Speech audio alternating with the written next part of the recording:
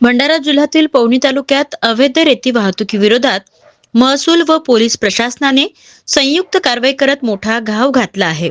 या कारवाईत 2 टिप्पर किंमत 80 लाख आणि 12 ब्रास रेती किंमत 72 हजार असा सुमारे 80 लाख 72 हजार रुपयांचा मुद्देमाल जप्त करण्यात आला आहे.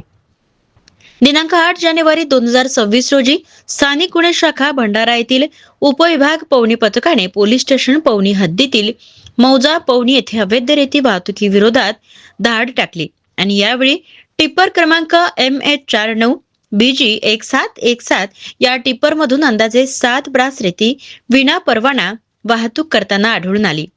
तसेच टिप्पर क्रमांक MH49 BL2845 यामध्ये अंदाजे 5 ब्रास रेतीची बेकायदेशीर वाहतूक करत असताना आढळून आले आहे आणि ते घटनास्थळावरून फरार झाले आहेत. या प्रकरणी तलाठी सचिन आगलावे, तहसील कार्यालय पवनी यांच्या तक्रारीवरून पोलीस स्टेशन पवनी येथे गुन्हा क्रमांक 06/2026 कलम 303-235 भारतीय न्याय संहिता तसेच कलम 48(8) महाराष्ट्र जमीन महसूल संहिता अंतर्गत गुन्हा नोंदविण्यात आला आहे.